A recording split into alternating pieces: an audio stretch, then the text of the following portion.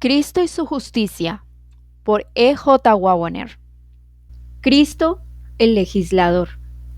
El Eterno es nuestro juez, el Señor es nuestro legislador, el Eterno es nuestro Rey, Él mismo nos salvará. Isaías 33:22. Consideremos ahora a Cristo en otro aspecto distinto, aunque en realidad no sea realmente diferente.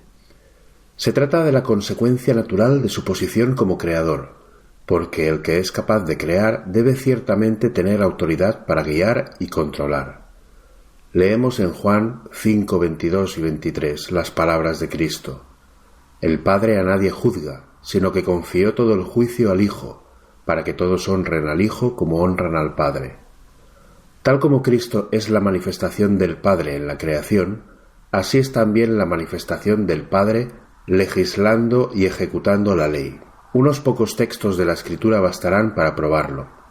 En Números 21, 4 al 6, tenemos el relato parcial de un incidente sucedido mientras los hijos de Israel estaban en el desierto. Es este. Después partieron del monte Hor, camino del Mar Rojo, para rodear el país de Edom. Y el pueblo se impacientó por el camino, y hablaron contra Dios y contra Moisés. ¿Por qué nos hiciste subir de Egipto para morir en este desierto, donde no hay pan ni agua? Ya estamos cansados de este pan tan liviano. Y el Eterno envió entre el pueblo serpientes ardientes que mordían al pueblo, y murió mucha gente de Israel. El pueblo habló en contra de Dios y en contra de Moisés, diciendo: ¿Por qué nos has traído al desierto? Encontraron defecto en su dirigente. Es por ello que fueron atacados por las serpientes. Leamos ahora las palabras del apóstol Pablo referentes al mismo evento.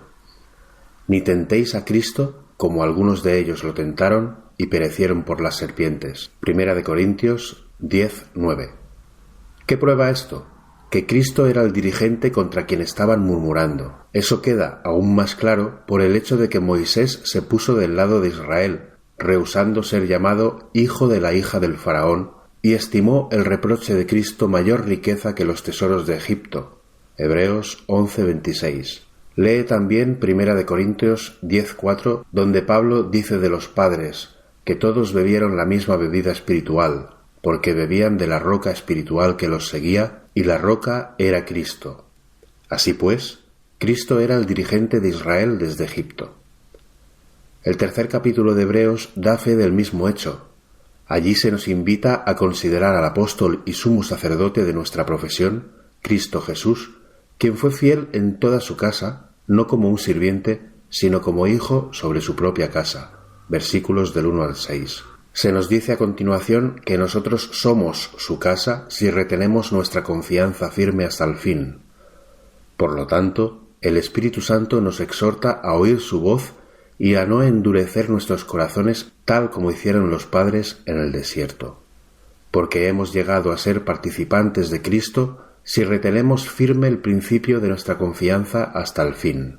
Entre tanto que se dice: si oís su voz, la de Cristo, no endurezcáis vuestro corazón como en la provocación. ¿Quiénes fueron los que, habiendo oído, lo provocaron? ¿No fueron todos los que habían salido de Egipto con Moisés? ¿Con quiénes estuvo Dios, Cristo, enojado 40 años? ¿No fue con los que pecaron, cuyos cuerpos cayeron en el desierto? Versículos del 14 al 13. Se presenta aquí nuevamente a Cristo como el dirigente y comandante de Israel en sus 40 años de peregrinación por el desierto. Vemos lo mismo en Josué 5, del 13 al 15, donde leemos que aquel hombre a quien Josué vio cerca de Jericó blandiendo una espada desenvainada en su mano, en respuesta a la pregunta de Josué: ¿eres de los nuestros o de nuestros enemigos?, dijo: no, yo soy el príncipe del ejército del Eterno, que he venido. En verdad, nadie se atreverá a discutir que Cristo fue el auténtico dirigente de Israel, aunque invisible. Moisés, el dirigente visible de Israel, se sostuvo como quien ve al invisible. Fue Cristo quien comisionó a Moisés a ir y libertar a su pueblo.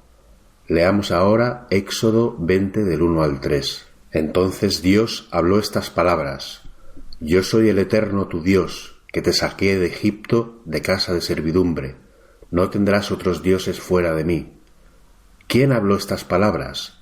Aquel que los sacó de Egipto. ¿Quién era el dirigente de Israel desde Egipto? Era Cristo. Entonces, ¿quién pronunció la ley desde el Sinaí? Cristo, el resplandor de su gloria y la misma imagen de su ser real, quien es la manifestación de Dios al hombre. Fue el creador de todo cuanto haya sido creado y aquel a quien se encomendó todo el juicio. Hay otra forma de llegar a la demostración de este punto. Cuando el Señor venga, será con aclamación. Primera de Tesalonicenses 4:16. Su voz penetrará a las tumbas y resucitará a los muertos. Juan 5:28 y 29. El Eterno bramará desde lo alto, desde su santa morada dará voz. Bramará con fuerza contra su tierra.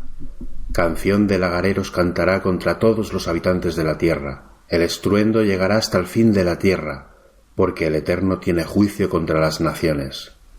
Él es el juez de toda carne y entregará a los impíos a espada, dice el Eterno. Jeremías 25, 30 y 31.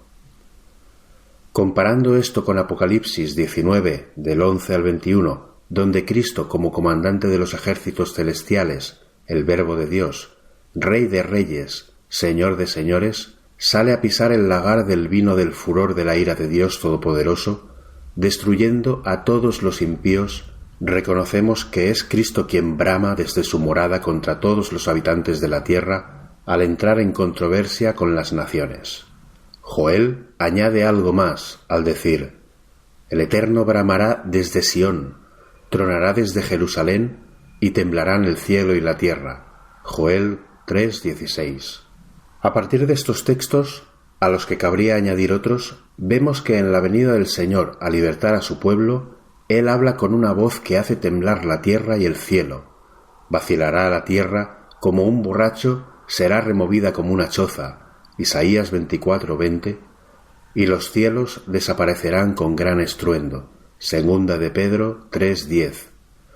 Leamos ahora Hebreos 12, 25 y 26. Mirad que no desechéis al que habla, porque si aquellos que desecharon al que hablaba en la tierra no escaparon, mucho menos nosotros, si desecháramos al que habla desde el cielo. En aquel entonces su voz sacudió la tierra, pero ahora prometió: aún una vez y sacudiré no solo la tierra sino aun el cielo. La ocasión en que la voz sacudió la tierra fue al promulgar la ley al pie del Sinaí. Éxodo 19, 18 y 20. Hebreos 12, 18 y 20. Un acontecimiento sobrecogedor sin paralelo hasta hoy y que no lo tendrá hasta que el Señor venga con todos sus ángeles del cielo a salvar a su pueblo. Pero observemos, la misma voz que entonces sacudió la tierra, sacudirá en el tiempo venidero no solamente la tierra, sino también el cielo.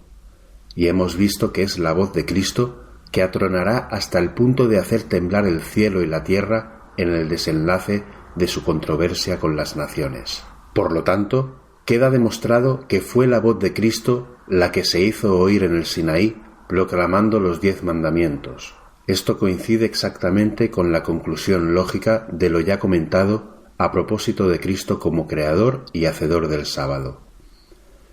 En efecto, el hecho de que Cristo sea parte de la divinidad, poseyendo todos los atributos de ella, igual al Padre a todo respecto, como creador y legislador, es la razón básica del poder de la expiación. Solamente así es posible la redención.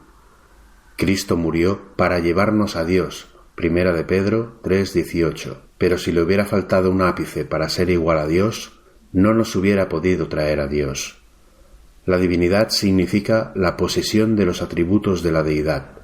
Si Cristo no hubiese sido divino, entonces habríamos tenido solamente un sacrificio humano. Poco importa que se conceda el que Cristo fuese la más grande inteligencia creada en el universo. En ese caso hubiera sido meramente un ser en obligación de lealtad a la ley, sin posibilidad de mayor virtud que la de cumplir su propio deber. No habría podido tener justicia que impartir a otros. Hay una distancia infinita entre el más exaltado ángel que jamás haya sido creado y Dios. Por lo tanto, el ángel más exaltado que quepa imaginar no podía levantar al hombre caído y hacerlo partícipe de la naturaleza divina. Los ángeles pueden ministrar, pero sólo Dios puede redimir. A Dios sean dadas gracias por salvarnos, por de la redención que hay en Cristo Jesús, en quien habita toda plenitud de la divinidad corporalmente, y quien es en consecuencia capaz de salvar hasta lo sumo a los que vienen a Dios por él. Esta verdad contribuye a un más perfecto entendimiento de la razón por la que se denomina a Cristo el Verbo de Dios. Es por medio de él como la voluntad y el poder divinos se dan a conocer a los hombres. Él es, por así decirlo, el portavoz de la divinidad, la manifestación de Dios.